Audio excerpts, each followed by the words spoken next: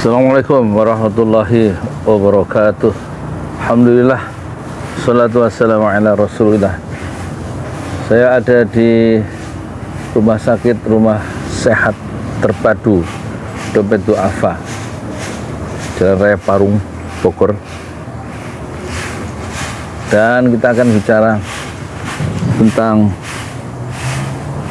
Indonesia, politik Indonesia modern kita yang sudah punya selama 70 berapa tahun ya, 77 tahun, 70 berapa tahun sekarang, 78 79 tahun sebentar lagi, punya 8 presiden.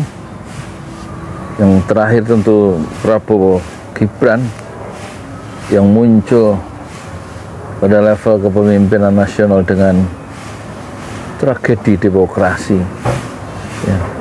Yang satu dikenal sebagai pernah menghilangkan ya, kebebasan pendapat orang lain pada 98, yaitu Prabowo, dan kemudian Gibran sebagai anak muda umur 36 dengan segala cara dibantu oleh pamannya dan lain-lain,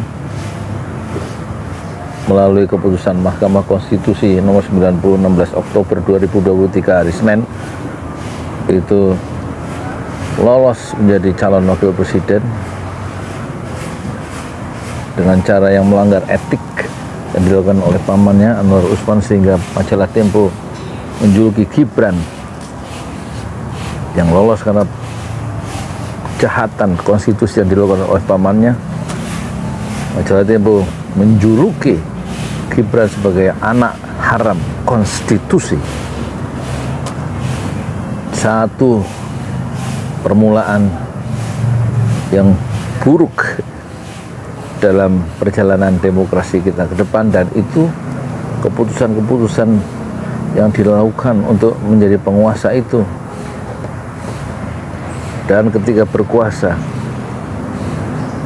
itu selalu keputusan itu tidak selalu tepat ya, kalau dilihat dalam perspektif sejarah ya. Soekarno ketika kemudian dia mendorong ratusan ribu ya, penduduk desa-desa di Indonesia, di desa di Jawa, untuk bekerja sebagai romusa karena permintaan penjajah Jepang, dan Soekarno membuka jalan, mendorong, mengencourage ya, warganya untuk menjadi kuli-kuli dan mati di Burma, mati untuk bikin kereta api di negara-negara di luar Indonesia sebagai pekerja paksa, sebagai romusa. Dan Soekarno tentu sadar dia mengambil pilihan yang tidak mudah, sehingga kemudian dia dicap sebagai kolaborator dengan Jepang. Dari perspektif itu kita bisa paham yang muncul di awal kemerdekaan sebagai Perdana Menteri adalah Syahrir ya, sebagai bentuk negara parlementer, karena Syahrir dianggap anti Jepang, anti fasisme, sementara Soekarno dijuluki sebagai ya, pro fasis, pro penjajah Jepang. Sehingga 3 kali Perdana Menteri Syahrir memimpin Indonesia. Itulah perjalanan bangsa kita ya. Dan kekeliruan-kekeliruan itu juga dilakukan oleh Soekarno dengan nasokomnya nasionalisme, agama, dan komunis, sehingga berakhir ya, gagasan persatuan dengan koalisi besar itu, narasi persatuan dengan dan digabungkan dengan koalisi besar, menggabungkan Partai Nasional Indonesia PNI, digabung, disatukan dengan Partai Nahdlatul Ulama Islam, digabungkan dengan Partai Komunis Indonesia, sehingga yang terjadi kalau dilihat dari perspektif perdebatan di prakemerdekaan itu bukan persatuan tapi persampaian, ya. Dan gagasan dan koalisi besar Soekarno itu melahirkan lubang buaya karena Soekarno membangun Jakarta, poros Jakarta, Beijing, sehingga kemudian dalam demonstrasi mahasiswa Soekarno dicaci oleh rakyatnya sendiri ketika dia jatuh atau akan jatuh Soekarno sebagai anjing Peking dalam sebuah karikatur di buku sejarah yang pernah saya lihat, karena saya adalah guru sejarah di SMA, yaitu bukunya PSBB, Pendidikan Sejarah Perjuangan Bangsa. Itu ada satu gambar karikatur anjing dibawa oleh seorang laki-laki dengan tali di tangannya yang mengikat leher itu, dan karikatur anjing itu ada tulisan anjing Peking, satu haluan politik Indonesia yang saat itu bukan bebas aktif sebagaimana yang diinginkan oleh Hatta dengan bukunya Mendayung di Antara Dua Karang yang terkenal itu, tetapi kita berkiblat kepada Tiongkok. Hasil dari kiblat ke Tiongkok itu dan juga koalisi besar itu dan berporos pada Jakarta, Beijing, melahirkan lubang buaya dan implikasi politisnya luar biasa karena terjadi perang saudara, ya, antara kaum Islam dan kaum komunis. Mati 3 juta orang anak bangsa diadu oleh pertikaian politik yang gandrung pada gagasan persatuan dengan koalisi besar tapi tanpa keadilan. 3 juta orang mati menurut informasi dari Sarwo Edi Wibowo yang kemudian menjadi mertua dari SBY atau Susilo Bambang Yudhoyono. Sarwo Edi Wibowo dari RPKAD adalah yang memimpin pemberontakan,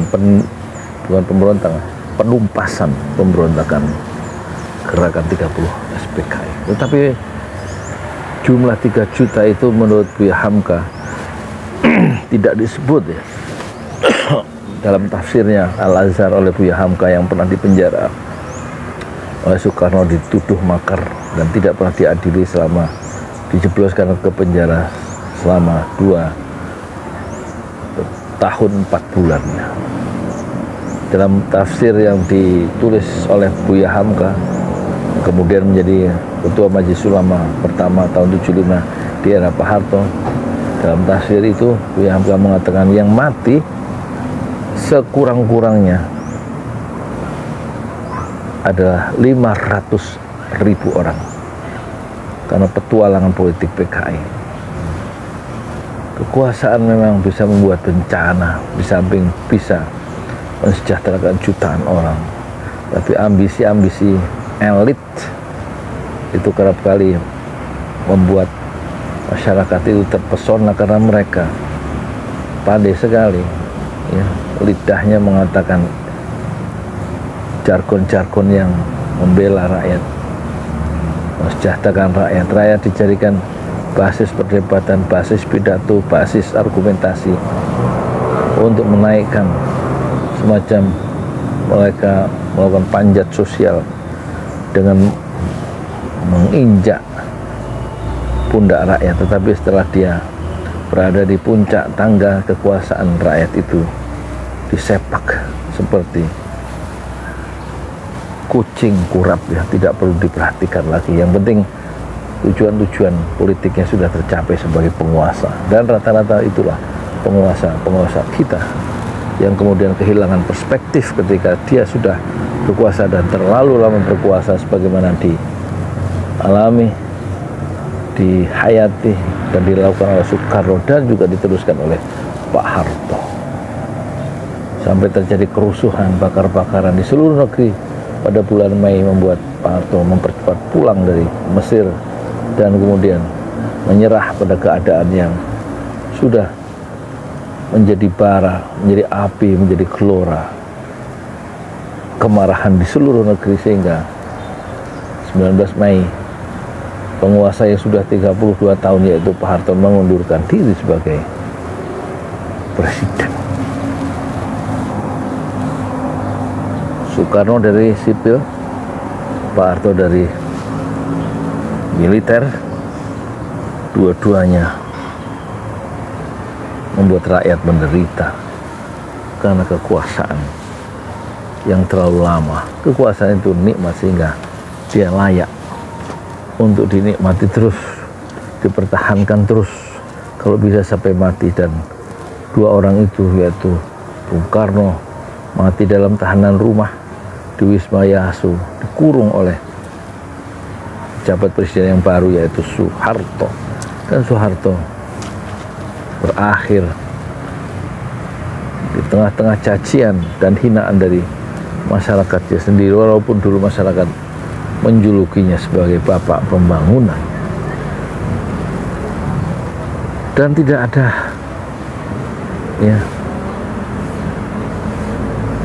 pemimpin kita yang sempurna memang, tetapi kekuasaan begitu nikmat dan menggoda dan membuat rakyat menderita karena ambisi kekuasaan yang tidak terkendali. Baik di zaman Gus Dur, sampai Gus Dur itu dibuatkan sidang istimewa, tapi Gus Dur tidak datang untuk bertanggungjawabkan keputusan politiknya, dan Gus Dur itu kekuasaan dicopot dalam sidang istimewa, sebagaimana Pak Harto dicopot dalam sidang MPRS oleh Nasution. Dan kita loncat ke Jokowi, 2 periode penuh dengan olok-olok dari rakyatnya, dengan julukan yang aneh-aneh untuk Presiden Jokowi.